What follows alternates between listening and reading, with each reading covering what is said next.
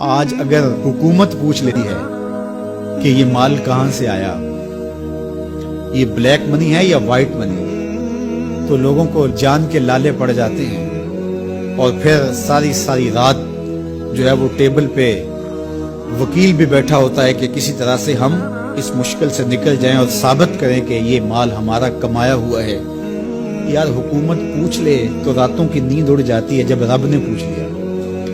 اور وہ پوچھے گا، قدم ہٹنے نہیں دے گا، وہ پوچھے گا من این اکتسبہ، کہاں سے کمایا۔ بہت سارے لوگ ہیں جو مال کماتے ہوئے اس کو بھول جاتے ہیں کہ ہم مال کیسے کما رہے ہیں۔ فرمایا کہ میری امت پہ ایک ایسا زمانہ آئے گا کہ لوگ اس بات کو فراموش کر دیں گے کہ جو ان کے پاس مال آ رہا ہے وہ حلال ذریعے سے آ رہا ہے یا حرام ذریعے سے آ رہا ہے۔ مال کی محبت اس قدر غالب ہو جائے گی کہ حلت اور حرمت اٹھ جائے گی، اور جب کوئی شخص اس مقام پہ پہنچ جاتا ہے، طمع اس قدر بڑھ جائے، پھر سمجھو کہ اس نے قیامت کے دن اللہ کے حضور سخت شرمندگی کا اہتمام کر لیا، سخت رسوا ہوگا اس دن۔ تو ہر صورت کے اندر وہ ذرائع اختیار ہمیں کرنے ہوں گے جو حلال ہیں۔ علماء نے لکھا ہے کہ اگر رزق پاک نہیں ہے تو نیک لوگوں کی دعاؤں سے بھی حصہ نکال دیا جاتا ہے، یعنی ایک تو اس کی اپنی دعا قبول نہیں ہوگی، دوسرا نیک لوگ جو دعائیں مانگتے ہیں، اللہ پوری امت پہ رحم کر، پوری امت کی خیر فرما، تو اس شخص کا حصہ نیک صالحین لوگوں کی دعاؤں سے نکال دیا جاتا ہے۔ تو قیامت کے دن اللہ اپنے حضور سے بندوں کے قدم ہٹنے نہیں دے گا جب تک یہ سوال نہیں پوچھ لے گا کہ تم نے رزق کمایا کہاں سے۔ اور پھر دوسرا سوال ہوگا کہ وفیما انفقہ، اس کو خرچ کہاں کیا۔ عمومی طور پہ ہم اس پہ تو زور دے دیتے ہیں کہ مال حلال ذریعے سے کمانا چاہیے، کسی سے زیادتی نہیں کرنی چاہیے، جھوٹی قسم سے مال نہیں کمانا چاہیے، کسی کو دھوکہ دے کے مال نہیں کمانا چاہیے، مال کمانے کے ذرائع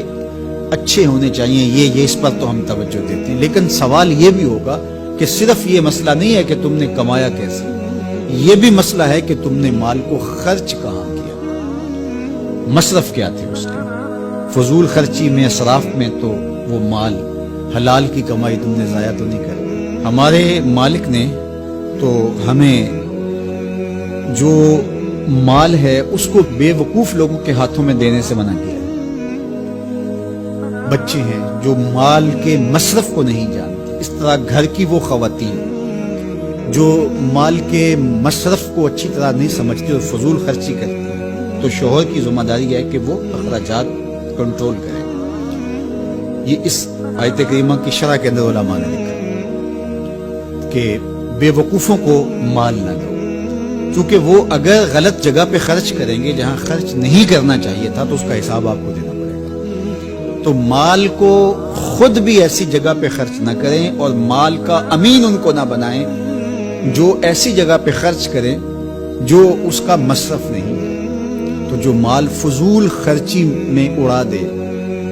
تو اس سے بھی پوچھا جائے گا، اور جو حرام میں لگائے،